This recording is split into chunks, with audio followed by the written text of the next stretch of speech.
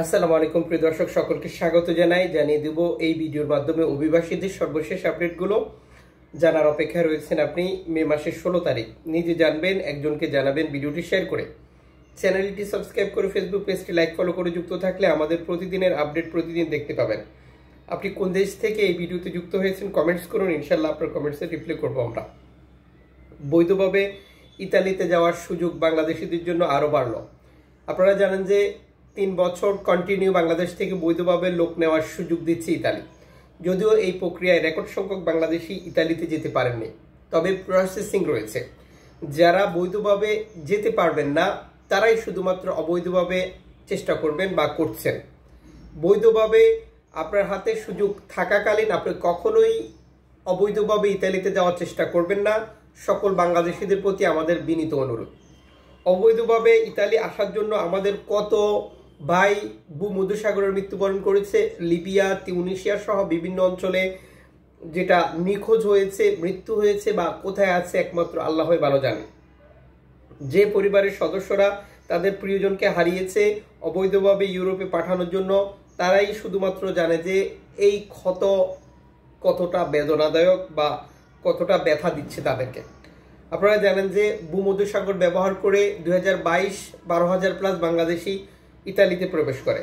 2023 14,000 plus Bangladeshi অবৈধভাবে ইতালিতে প্রবেশ করে। 2024 12,000 প্লাস বাংলাদেশি ইতালিতে প্রবেশ করে।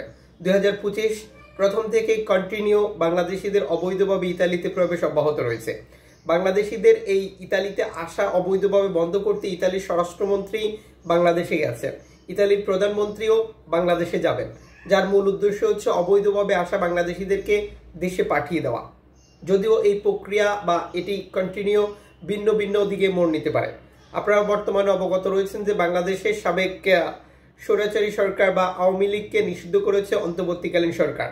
আর এই সরকারের বিভিন্ন লোকজন বর্তমানে ইতালিতে আশ্রয় আবেদন, রাজনৈতিক আশ্রয় আবেদনের চেষ্টা করছেন। এরই মধ্যে ইতালি সরকার কঠোর সমালোচনায় পড়েছেন। ইতালির সংসদেও এই ব্যাপারে আলোচনা হয়েছে, যার কারণ রোম এয়ারপোর্ট থেকে একজন বাংলাদেশিকে জোর করে পাঠিয়ে দেওয়া হয়েছে, একজন বাংলাদেশিকে তুরস্কে পাঠানো হয়েছে, একজন বাংলাদেশির পাসপোর্ট বাজেয়াপ্ত করেছে, যারা ইতালিতে এসে রাজনৈতিক আশ্রয় আবেদন করেছিল। যদিও এটি বিতর্কের পর বর্তমানে আশ্রয় আবেদন, রাজনৈতিক আশ্রয় নিচ্ছে। যেহেতু এই প্রক্রিয়াটি বিপজ্জনক পরিস্থিতিতে রয়েছে আর আওয়ামী লীগকে অন্তর্বর্তীকালীন সরকার নিষিদ্ধ করেছে, তার মানে বাংলাদেশ যে নিরাপদ দেশের তালিকা অন্তর্ভুক্ত হতে পারবে না বা হবে না, এটা একবারে ক্লিয়ার। যদিও ইতালি সরকার এরই মধ্যে ইতালির প্রধানমন্ত্রী পার্লামেন্টে দাঁড়িয়ে বলেছেন বাংলাদেশের সাথে আমাদের চুক্তি হয়েছে, অবৈধ লোকজনকে তারা ফিরিয়ে নেবে। এই প্রক্রিয়াটি চুক্তির আওতায় পড়ে থাকবে, যেটা আমরা অগ্রিম আপনাদেরকে ধারণা দিচ্ছি। তবে বর্তমান পরিস্থিতিতে ইউরোপে বা ইতালিতে আসা যে আরো কঠোর, আরো কঠিন হয়েছে, তার প্রমাণ হচ্ছে ভূমধ্যসাগর, লিবিয়াতে অস্থিরতা বৃদ্ধি, অভিবাসী বিরোধী বিভিন্ন কার্যক্রমে লিবিয়ান কোস্টগার্ডের অংশগ্রহণ, আর এটার সম্পূর্ণ অর্থায়ন করছে ইতালি, যা আপনারা অবগত রয়েছেন। এখনো বৈধভাবে ইতালিতে যাওয়ার যেহেতু সুযোগ তৈরি হয়েছে, সবাইকে আবারও অনুরোধ করছি বৈধভাবে যাওয়ার চেষ্টা করুন, না যেতে পারলে অবৈধ পন্থা অবলম্বন করুন। আমাদের সাথে যুক্ত থাকলে নিত্য নতুন আপডেট তথ্যগুলো দেখতে পান।